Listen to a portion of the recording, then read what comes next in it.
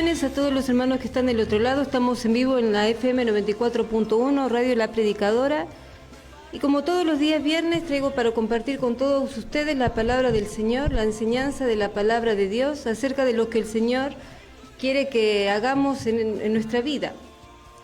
Y vamos a empezar. Podés estar comunicándote a la radio. Sabés que está la plataforma también de Facebook, de YouTube, para que puedas estar mirando el programa. Este es el programa Vasos de Misericordia. Y bueno, vamos a comenzar en este día con una oración para que sea el Espíritu Santo de Dios ministrando en esta tarde de bendición. Padre Santo, en el nombre de tu Hijo amado Jesucristo, Señor, te doy gracias por esta oportunidad de compartir la palabra con cada uno de los oyentes que está del otro lado. Señor, bendice las vidas, ministra los corazones, ministra las almas, guíanos a hacer tu voluntad, Señor.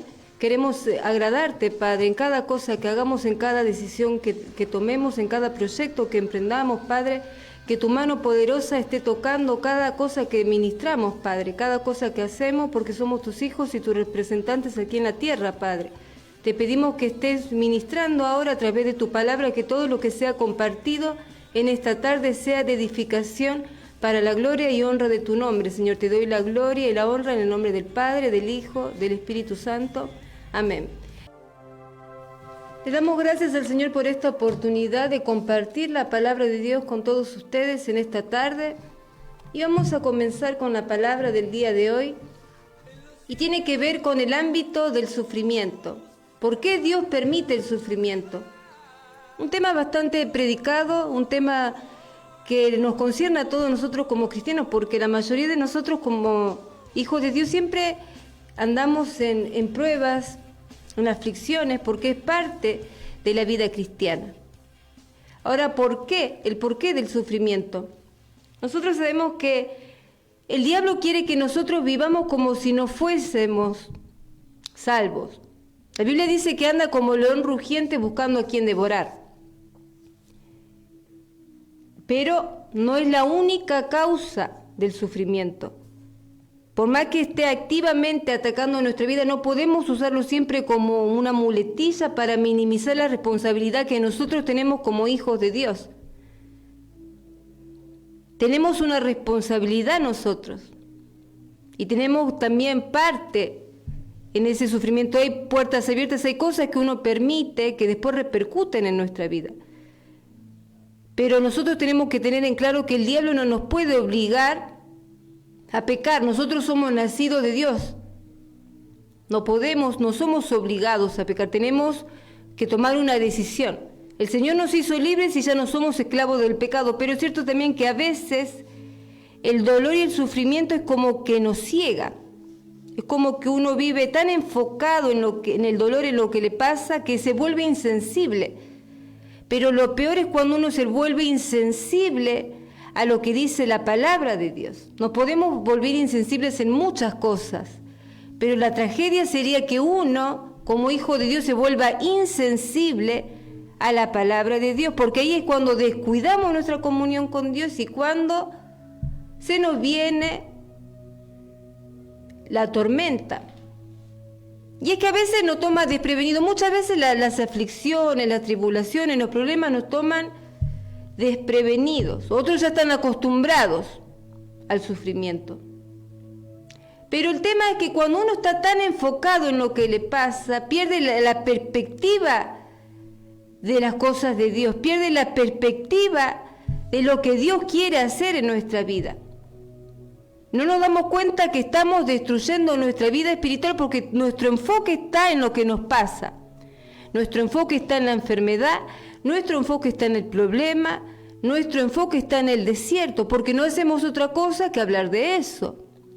Entonces ahí es cuando corremos el riesgo de que nuestra vida espiritual sucumba, nuestra vida espiritual se destruya. Y es que cuando se exalta el dolor, lo que hacemos es descuidar nuestra comunión con Dios. Y cuando se exalta el dolor, cuando no hacemos otra cosa que hablar de lo que nos pasa. Cuando ponemos toda nuestra concentración en lo que nos dijeron, en cómo nos dijeron, en lo que pasamos todos los días, y tenemos presente más eso que la palabra de Dios. Nadie está diciendo que tenemos que ignorar lo que nos pasa, porque no se puede ignorar las tribulaciones que nosotros tenemos en la vida. Pero de ninguna manera justifica que yo me enfoque exclusivamente en el problema, en lo que me pasa. Por eso pasa muchas veces que uno se vuelve insensible. Ya lee la Biblia y dice, la Biblia no me habla, no tiene un significado para lo que estoy pasando. No habla significativamente acerca de mi dolor, de lo que me está pasando.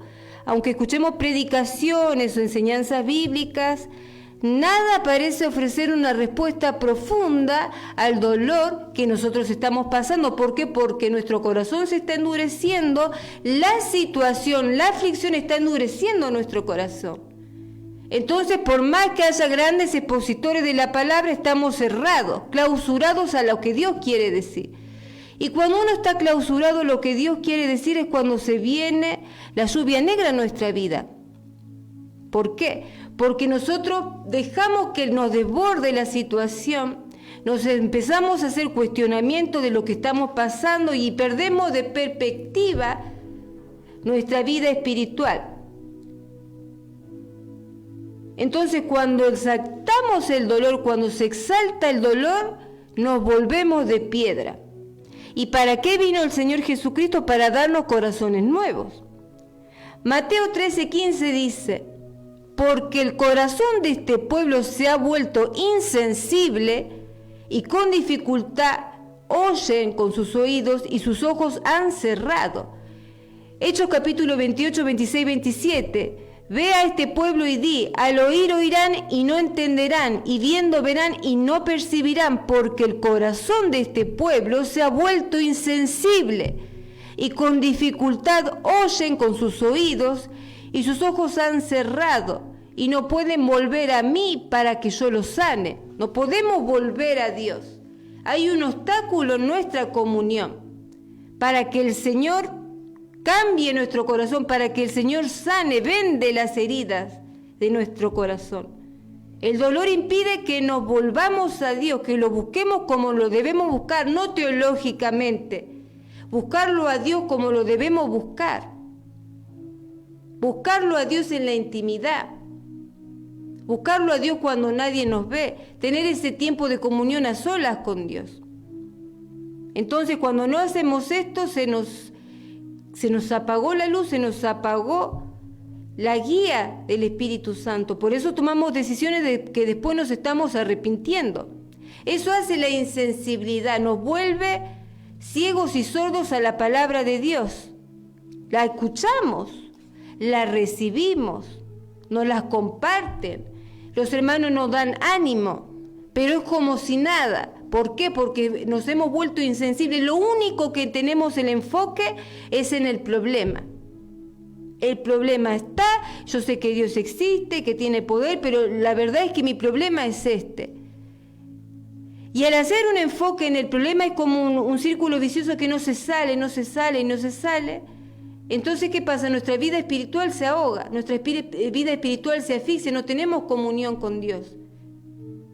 Solamente queremos que Dios nos escuche a nosotros, pero nosotros a Dios no lo escuchamos. Entonces hay un muro en nuestra comunión con Dios. Mateo 24:12 dice, y por haberse multiplicado la maldad, el amor de muchos se enfriará.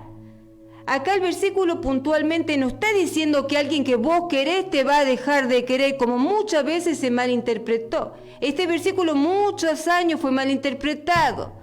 Acá lo que está queriendo decir, que por haberse multiplicado la maldad, el amor de muchos se enfriará. El versículo está enfatizando que por causa de las aflicciones, de la lucha y tribulaciones que nosotros tenemos en esta vida, el corazón de muchos creyentes se va a enfriar para con Dios. Nuestro corazón se va a enfriar. Por eso el versículo que le sigue, Mateo 24:13 dice, pero el que persevere hasta el fin, éste será salvo. El que persevere, entonces nos está hablando de perseverar en la fe.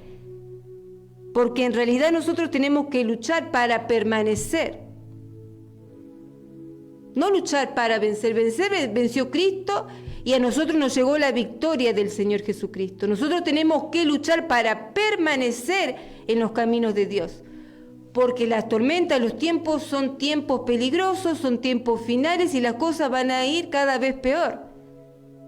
Por eso es el tiempo de que el Señor nos manda ahora a estar firmes. Porque no son tiempos buenos, son tiempos malos. Entonces la maldad, el pecado y la impiedad nosotros sabemos que siempre por los siglos estuvieron presentes, pero en estos tiempos finales no solo parece multiplicarse, sino que se desbordó. Pero no solo en el contexto político, en el contexto internacional, en las casas de muchos hermanos la situación se está desbordando. Ya el agua perdió su curso, ya se desbordó todo. ¿Por qué? Porque son tiempos finales. Yo no me tengo que asombrar de que la situación en mi casa cada día esté peor. ¿Por qué? Porque son tiempos finales. Si yo busco de Dios, más perseguida voy a ser.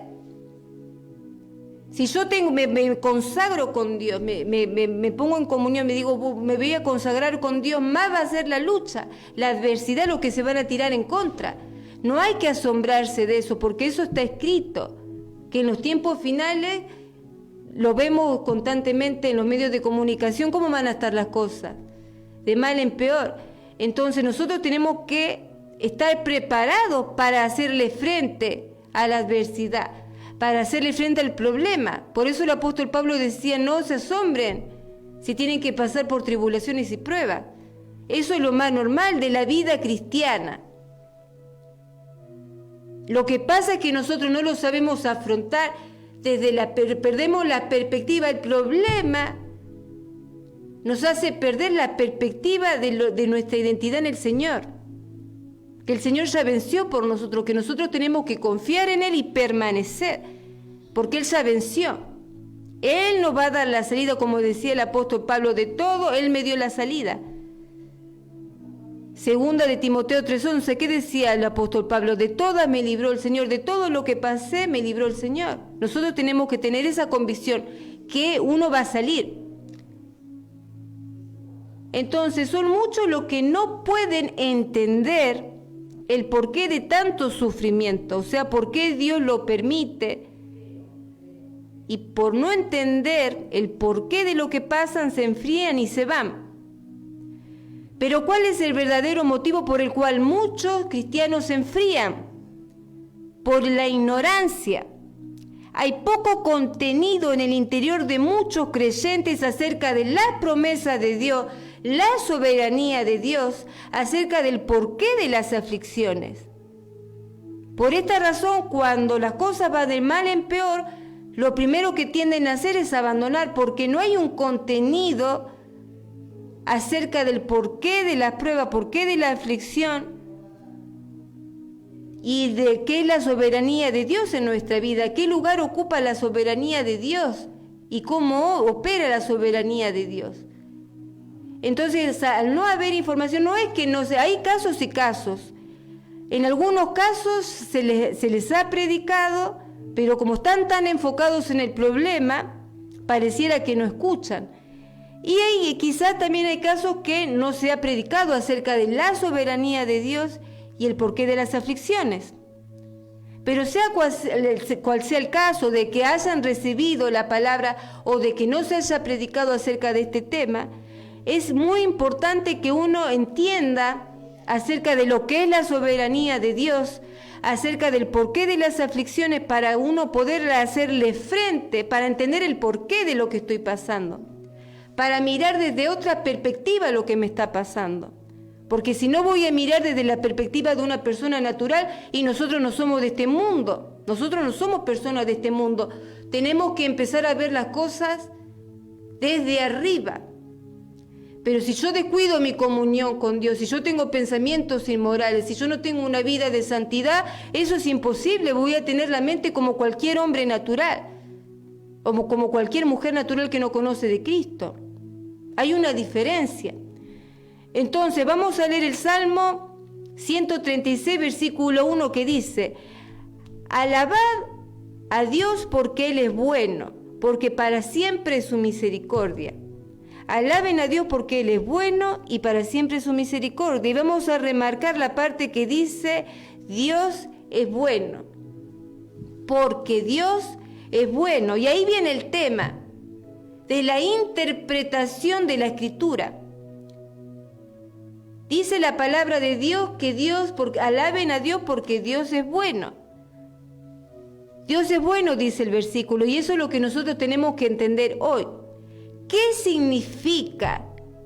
¿Qué significa que Dios sea bueno? ¿Qué entendés vos cuando lees este Salmo 136, versículo 1, que dice que Dios es bueno? Ya tenemos un tiempo de estar caminando con Dios. ¿Qué entiendo yo cuando la Biblia me dice que Dios es bueno?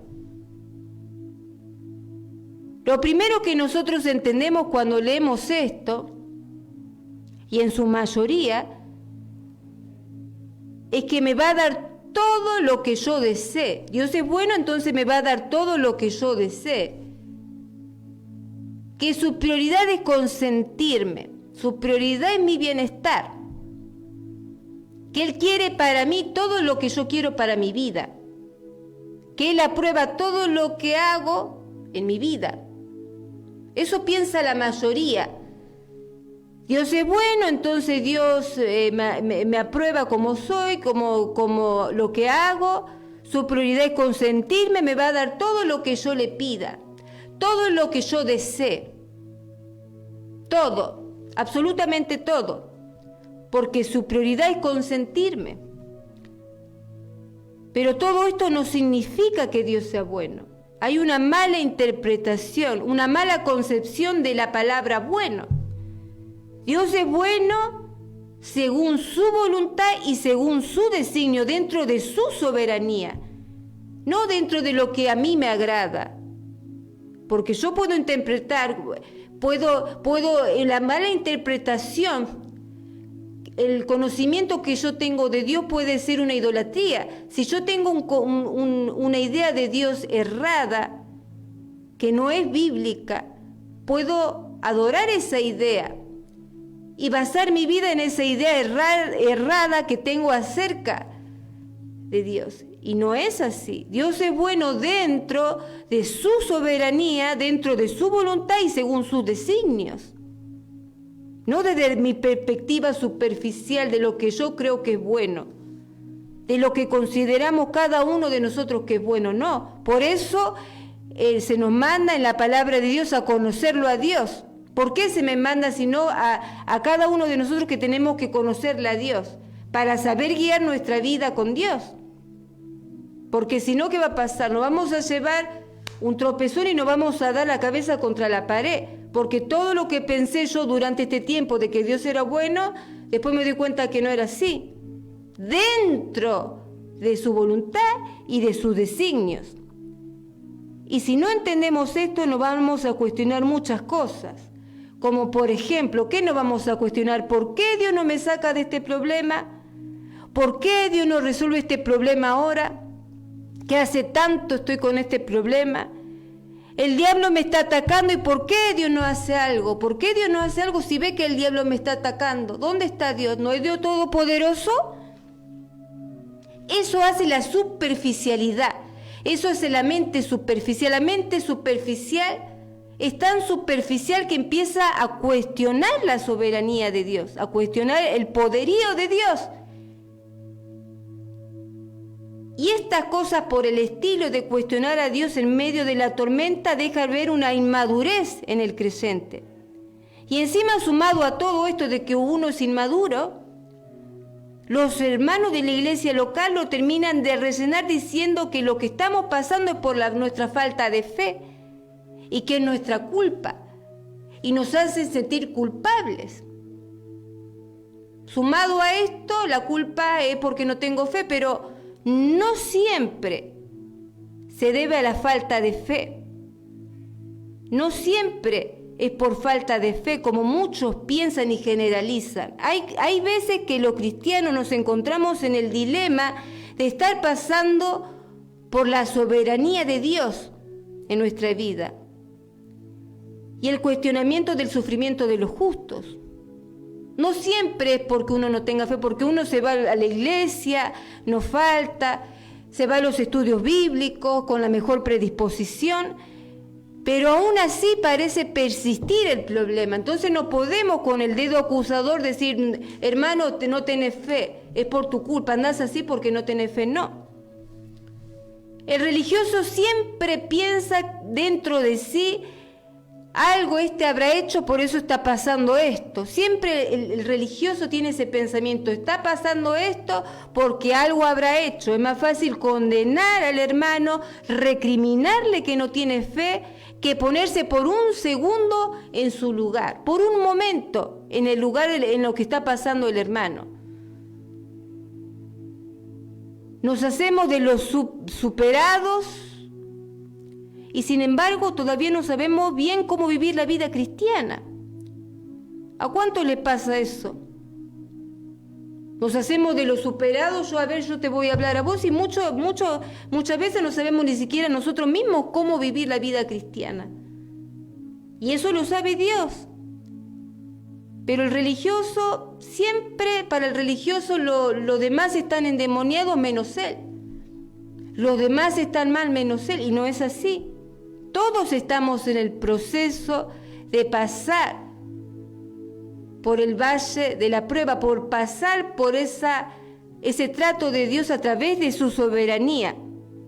Todos estamos llamados a madurar en Cristo. Todos estamos en la escuela de Cristo y tenemos que pasar por el proceso de aprendizaje. No hay atajos para nadie. Nadie tiene una coronita de que no va a ser procesado por esta soberanía de Dios. Entonces no podemos andar poniendo como excusa que no tiene fe el hermano. No, tiene fe. Por eso va al culto de oración, por eso va a los estudios bíblicos, por eso no falta a la iglesia, tiene fe. Pero hay algo que en el trato del Señor con esa persona. Todos vamos a enfrentar problemas, porque por eso es importante que entendamos lo que es la soberanía de Dios. Primera de Corintios, capítulo 3, versículos 6 al 7, dice la palabra de Dios: yo planté, Apolos regó, pero el crecimiento lo da Dios. Así que ni el que planta es algo, ni el que riega, sino Dios el que da el crecimiento. O sea, el que predica solamente está plantando, otros riegan lo que otro ya plantó, pero el crecimiento, el trato con la persona, por eso nadie puede dársela de superado con nadie, porque el trato de Dios con cada uno es individual y personal. Dios es el que hace crecer al creyente. Él sigue una metodología con cada uno de nosotros, según cómo seamos nosotros, porque Él nos conoce cómo somos cada uno de nosotros. No es un improvisado, en el sentido de que no va a permitir algo que pase en nuestra vida por nada. Siempre va a permitir que venga algo a nuestra vida que nos haga aprender algo. Que aprendamos algo de este valle que estamos pasando. Y no entra acá. En la soberanía de Dios, en el trato de Dios con el creyente, no entra la opinión de nadie ni la crítica de nadie, porque Él sabe lo que hace y por qué lo hace. Además están esos hermanos que dicen, por algo anda así, mira cómo anda ese hermano. Eso queda por fuera, porque el Señor está teniendo un trato con ese vaso, y ahí no puede meterse nadie. Es solamente de ese vaso y de Dios, de la persona y de su Padre Celestial. Los demás tienen boca de jarro, no entra ahí, porque ahí está teniendo un trato el Señor con el vaso, está quebrantando, y solamente Él sabe. Nadie puede decir, hermano, porque a veces vienen los hermanos y dicen, ¿por qué estoy pasando esto? Y la verdad no sé. La persona que predica la palabra de Dios no tiene las respuestas, no existe, no tiene la respuesta de por qué una persona está pasando lo que está pasando. Encerrate en tu cuarto y orá, habla con Dios, en todo caso. No tenés tiempo de día, está a la madrugada. 2, 3 de la mañana, hablar con Dios, decirle por qué estoy pasando por esto, porque el hombre de Dios, la mujer de Dios no te van a decir, es por esto, sí, ¿sabes, hermano? Por esto y por esto. No. El que lo sabe todo, el que tiene la respuesta de todo es Dios. Nosotros solamente compartimos el mensaje de la palabra, pero la revelación de por qué está pasando el valle que está pasando lo tiene Dios. Tampoco te puede venir un hermano religioso a decir por este pecado, por esto que hiciste, por aquello que hiciste, no. Porque el trato que tiene Dios con nosotros es individual. El Señor sabe por qué, el por qué y el para qué de lo que está permitiendo en nuestra vida. Jesús no fue un improvisado, por ejemplo. Cuando el Señor enseñaba en el Sermón del Monte, tenía un contenido que compartir de parte del Padre. Jesús no era un improvisado. Tenía un contenido específico que quería compartir con la multitud. Jesús no decía, bueno, a ver, me voy a sentar en esta tarde, acá en la montaña, a ver qué sale para hablar. Me voy a sentar un poco acá, a ver, entre la muchedumbre, a ver qué tema sale para hablar. No, Él hablaba lo que el Padre le envió para hablar. Hay muchos hermanos así, que están en la improvisación. Pero el Señor seguía un contenido específico dado por el Padre Celestial. Y como veníamos diciendo recién, la palabra que dice que Dios es bueno está muy mal interpretada, porque dijimos que la mayoría piensa que es bueno desde su óptica y desde su perspectiva. Pero el Señor siempre supo en el Sermón del Monte hacia dónde quería llevar a la gente, y el Señor sabe hacia dónde nos quiere llevar a nosotros a través de lo que nosotros estamos pasando. El Señor sabe hacia dónde nos quiere llevar. El Señor no es un improvisado, sabe porque tiene algo para nosotros, que nosotros no sabemos. Ni siquiera yo sé lo que el Señor tiene para mí, pero tiene algo. Nosotros lo que tenemos que hacer es permanecer y saber que el Señor siempre sabía a dónde quería llevar a la gente, a la madurez, a la madurez. Algunos suponen que la prioridad más grande de Dios es el bienestar del hombre, es el bienestar del ser humano, en términos de darle bienestar, comodidad y todo lo que necesite para llevar en la vida en la tierra como tiene que ser. Y Él quiere que seamos bendecidos. Él quiere que nosotros seamos bendecidos en esta tierra, pero tenemos que ver cuál es la prioridad de Dios. En el Sermón del Monte, la prioridad de Dios, ¿cuál era? Llevar a ese pueblo a la madurez, llevar a esa multitud a la madurez, que conozcan la palabra de Dios, que conozcan la palabra de Dios. Entonces el propósito de Dios es que alcancemos madurez en Cristo, al menos eso dice la Biblia, que la prioridad más elevada de Dios es que alcancemos la madurez en Cristo. Romanos capítulo 8, versículo 28 al 29. Y sabemos que a los que aman a Dios, todas las cosas les ayudan a bien. Esto es a los que conforme a sus propósitos son llamados. Porque a los que antes conoció también los predestinó para que fuesen hechos conforme a la imagen de su Hijo. Para que fueran hechos conforme a la imagen de su Hijo. Y ahí se resume todo. La prioridad de Dios no es nuestro bienestar. Dios nos bendice. Eso está en segundo plano. Estamos hablando de la prioridad. La prioridad de Dios, ¿cuál es? Que seamos hechos conformes a la imagen de Cristo, llevarnos a la plenitud del Hijo de Dios. Esa es la prioridad de Dios Padre. Entonces el propósito final de Dios es que seamos conformes a la imagen de Cristo. Llegar a ser como Cristo debería ser nuestra meta mayor. Pero lamentablemente nuestra meta mayor es la comodidad, nuestro bienestar. Porque no tenemos los ojos puestos en Cristo, tenemos los ojos puestos en la tierra. Entonces cuando uno tiene los ojos puestos en la tierra, la meta mayor, ¿cuál es? Y en segundo o tercer plano queda ser a la imagen de Cristo. Pero para Dios no, la prioridad es ser hechos a la imagen de Cristo, Y en segundo, tercer, cuarto lugar queda la comunidad y el bienestar. Al Señor le interesa formar nuestro carácter. Al Señor le interesa que nosotros alcancemos la plenitud de su Hijo. Siempre tenemos que recordar la carrera de fe nosotros no estamos corriendo la carrera del vecino de al lado. Nosotros estamos corriendo una carrera. Somos discípulos del Señor Jesucristo. Nunca tenemos que perder la perspectiva de lo que nosotros somos, de lo que soy, de que soy un hijo de Dios, que soy una hija de Dios, que está corriendo una carrera y que tengo que perseverar. Que no tengo que bajarme de cualquier manera porque las cosas van de mal en peor, bueno, me bajo. No, porque la soberanía de Dios está obrando en nuestra vida y algo nos quiere mostrar, el Señor algo nos quiere revelar, pero eso no te lo va a decir un predicador, eso lo tenés que descubrir vos en tu intimidad con Dios.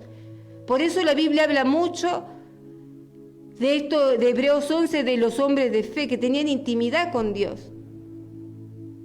Enoque dice que tenía tanta intimidad con Dios que Dios se lo llevó directamente al cielo sin conocer la muerte. Se agradó tanto de ese hombre que directamente se lo llevó al cielo. Eso es lo que quiere Dios, que uno tenga intimidad. Y de ser posible ser sincero. Señor, no puedo con esta debilidad.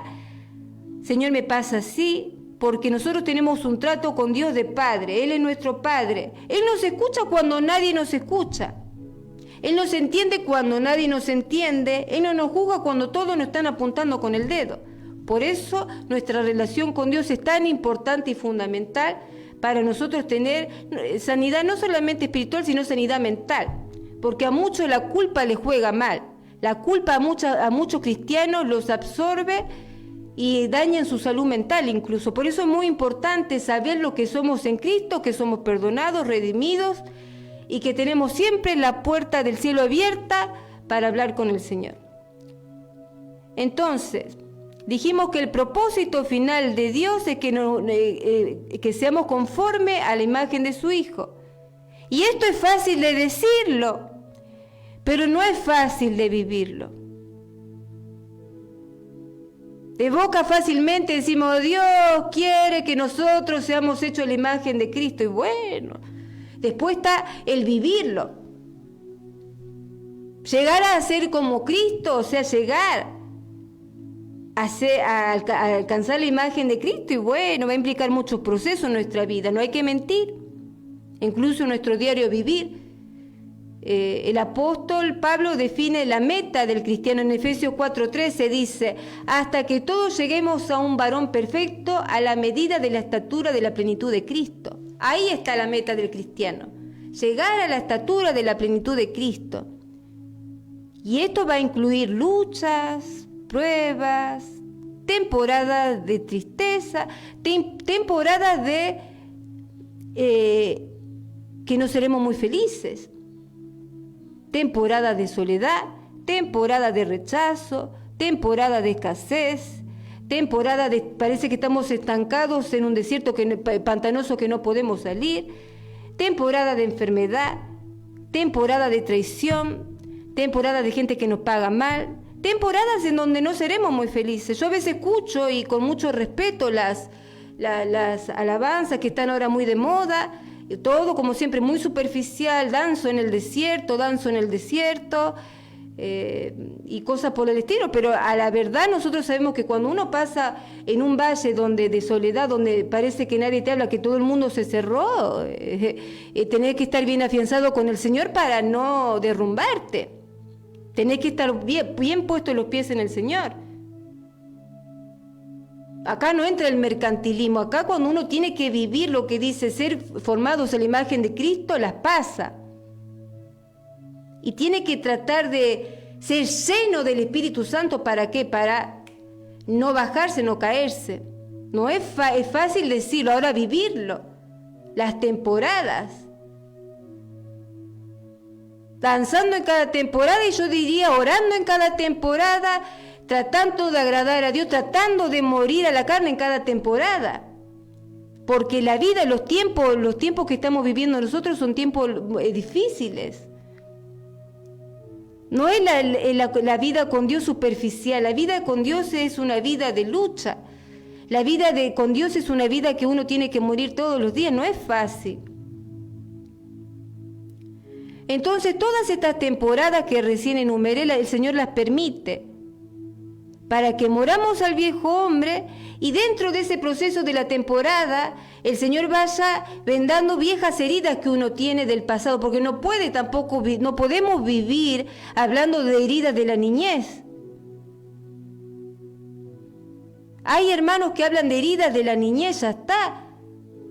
Dejen que el Señor sane las heridas. El Señor, en ese proceso que nosotros pasamos, está para sanar las heridas que nosotros pasamos en nuestra vida de antes.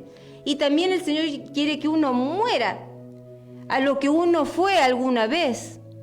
Todo por eso Él permite esas temporadas que van reformando nuestro ser, van escarbando esas áreas del corazón que nosotros las tenemos escondidas delante de la presencia de Dios. Pero el Señor las conoce, entonces el Señor empieza a escarbar, a sacar lo que a Él no le agrada. Y bueno, y para eso va a permitir tiempos de prueba, tiempos de infelicidad, temporadas de infelicidad. ¿A cuánto le va a gustar el Señor? Quebrántame, Padre, quebrántame. No, el Señor va a quebrantar el vaso cuando Él lo crea conveniente. Y la persona que pide eso no sabe lo que está pidiendo, porque en el proceso de quebrantamiento la persona va a pasar por muchas cosas. El que decide el momento del quebrantamiento va a ser Dios. Pero porque Él quiere sanar nuestras heridas, quiere que el viejo hombre termine de morirse de una buena vez, que en cada momento quiere santificarnos. No vamos a poder vivir en santidad si hay heridas y si seguimos siendo la misma persona, si el viejo hombre sigue más vivo que antes. No se puede vivir en santidad, porque para hacer a la imagen de Cristo que tienen que vivir en santidad. No es una utopía inalcanzable vivir en santidad. La Biblia dice que se puede vivir en santidad, pero si yo no muero y si yo tengo heridas a flor de piel en mi vida que no se sanaron, ¿qué va a pasar? No voy a poder vivir una vida en santidad. ¿Y cómo la imagen del Señor se va a formar en mi vida? Nunca se va a formar. Hechos 14:22 dice: fortaleciendo los ánimos de los discípulos, exhortándolos a que perseveren en la fe y diciendo: es necesario que a través de muchas tribulaciones entremos en el reino de Dios. A través de muchas tribulaciones entremos en el reino de Dios.